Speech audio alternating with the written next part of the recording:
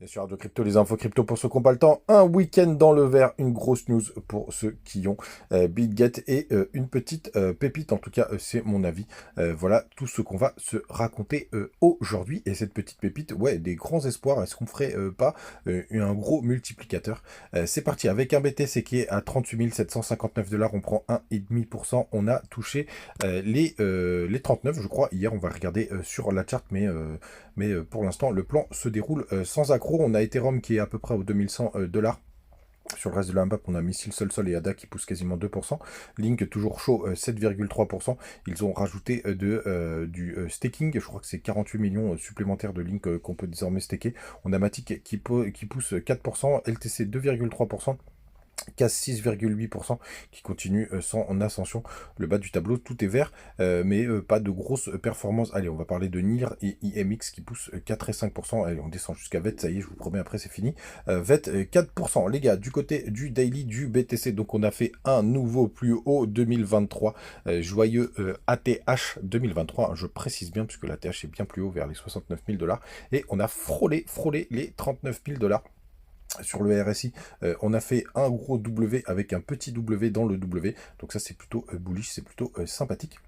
On va aller voir si on va aller retester cette trendline. Vous le savez, pour le coup, alors, ce que je prévois, moi, c'est tout simplement qu'on aille faire un nouveau plus haut. Ça, c'est fait, mais surtout qu'on reste en zone neutre, c'est-à-dire qu'on fasse un plus haut tout en restant dans les 70 de RSI, sans dépasser les 70 de RSI. Et là, pour moi, les gars, on aura cette jolie correction. Je vous préviens que ce soit très très clair d'ailleurs.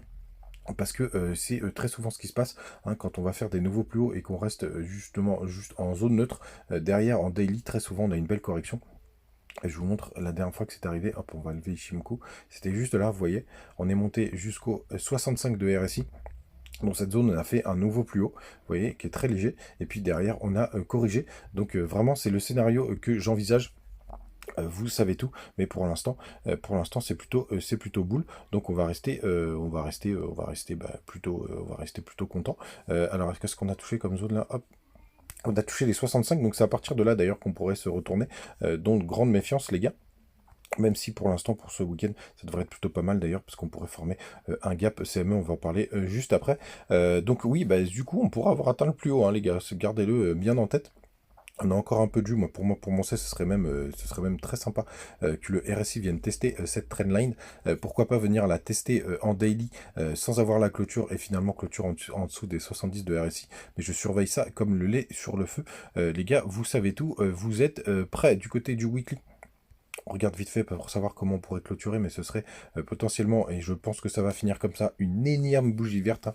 Encore une fois, hein, tous ceux qui me disent qu'on n'est pas en bull run, 1, 2, 3, 4, 5, 6, 7 bougies vertes, parce que ça m'étonnerait qu'on clôture sous les 37 000 $.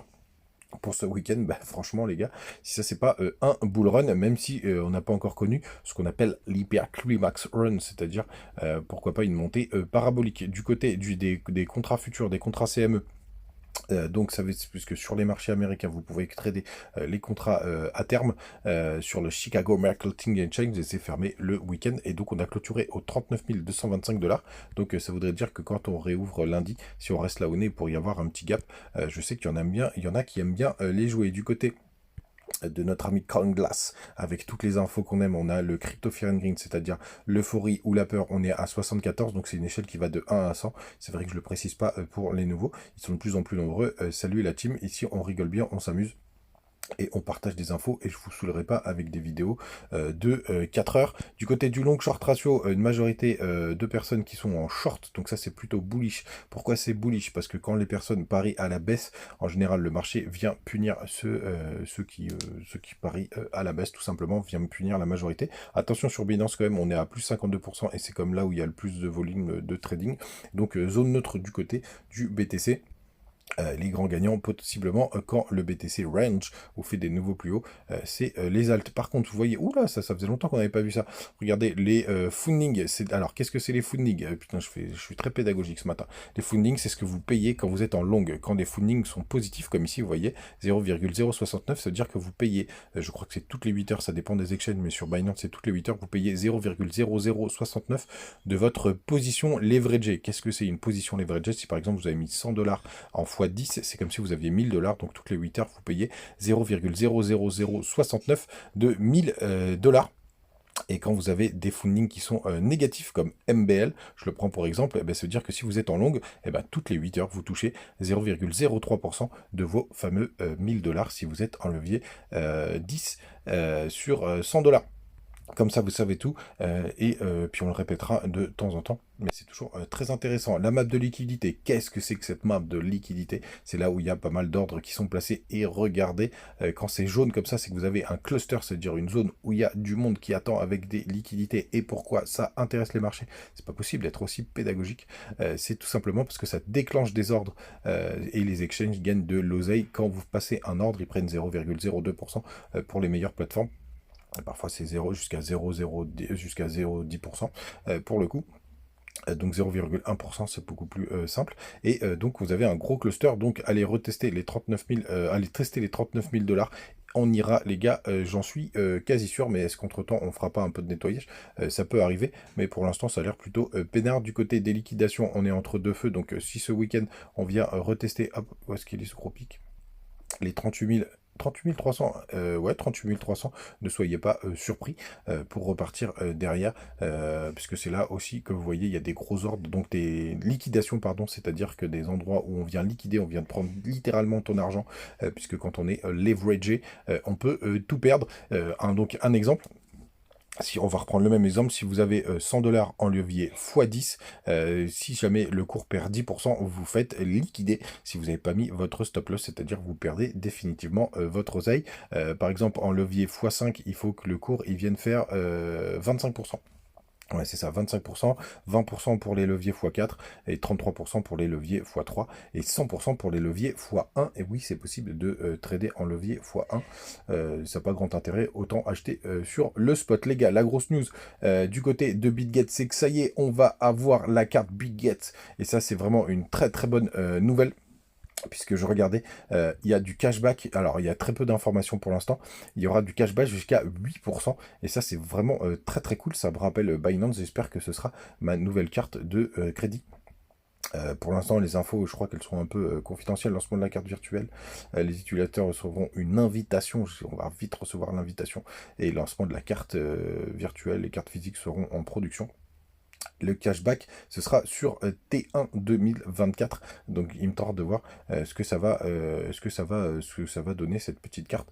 C'est pour ça que j'ai pas mal de BGB. Mais si ça nous refait, comme Binance, ça deviendra mon nouveau compte bancaire. Je vous tiendrai bien évidemment au courant. Vous avez le lien de BitGet en description avec plein de bonus comme d'hab. Ça, c'est vraiment très, très, très, très, très, très chouette. Les gars, la petite crypto pépite du jour, je l'ai partagée ce matin sur Twitter. N'hésitez pas à nous rejoindre. À nous rejoindre, ça c'est plutôt pour le Telegram. Je vais en parler aussi sur le Telegram, d'ailleurs, vous voyez, hein, c'est mis juste ici. Alors, avant toute chose, je relis mon tweet. Avant toute chose, fais tes propres recherches, comme d'hab, hein, vous connaissez les disclaimers. Et je déconne pas parce que c'est vraiment une low-cap. C'est pas sponsor, hein, je suis pas de contact avec eux. Même si peut-être qu'ils me feront un petit message. C'est un projet qui est sur les RWR, donc ça veut dire Real World Assets, donc ça veut dire la tokenisation du monde réel. Un projet LoCap, ça veut dire que tout simplement, ça veut dire que c'est une toute petite capitalisation, la capitalisation, c'est le nombre de tokens fois les tokens disponibles, fois le prix du token, pardon. Donc c'est LoCap, on va regarder juste après. C'est dispo uniquement sur PancakeSwap. Ça s'appelle Weko. C'est le Wazet. C'est sur le projet, c'est Wazet.io. Je vais vous montrer, c'est vraiment tout petit LoCap, hein, c'est vraiment très early, hein, si ça donne quelque chose, ils ont que 3000 abonnés sur Twitter. Pour le coup, on va voir ce que ça va donner. Il y a les sites internet, je vous ai laissé le lien aussi sur le Twitter. Et donc, quand vous allez sur CoinGecko, quand vous allez dans catégorie, vous avez, ça c'est vraiment très intéressant, c'est souvent comme ça que je fais mes premières chasses d'altcoin, et vous avez la catégorie Real World Asset, qui est une catégorie qui cartonne. Elle est juste ici. D'ailleurs, moi j'ai un gros bag de CFG. MPL, ça fait partie de mes plus grosses performances cette année. Je crois que je suis à un peu en dessous des 300%. Pareil pour DeFi. Là, pour le coup, je suis à 300% qui performe aujourd'hui. Et vous voyez, si on descend, on descend, on descend, on descend, on descend, on descend très très bas, on descend très très très bas, et on arrive ici avec Weko, qui a 1,7 million de capitalisation, donc c'est vraiment tout petit. Vous voyez d'ailleurs, il y en a d'autres autour, hein. Il y a par exemple l'ABSV, mais celui-là je ne l'ai pas étudié. Et quand vous allez dessus, on va regarder évidemment la tokenomics, c'est-à-dire le nombre de tokens en circulation. Et vous voyez, quand on fait un full deal rate, il y en a 6 milliards sur 10 milliards, donc ça veut dire 60%. Joli calcul d'ailleurs, je viens de calculer qu'il y avait le ratio qui était juste ici. Donc 0,6 c'est un ratio sur 1. Et vous voyez, donc on va dire capitalisation de 3 millions, hein, comme ça on arrondit. Ce sera plus 5, il est 1915e, donc c'est très très loin. Et donc c'est un petit projet Real World Asset qui a été, en plus qui est très récent, puisqu'il a été, il est sorti en juin, le 10 juin 2023. Ça j'ai mis, elle a déjà fait plus 1700%. Moi, pour être tout à fait clair, j'ai fait un peu de DC là-dessus. Je suis rentré vers entre les 0,28 et les 0,30. Hein, donc là, pour l'instant, je suis à break-even. Ma première entrée, c'était au 0,27.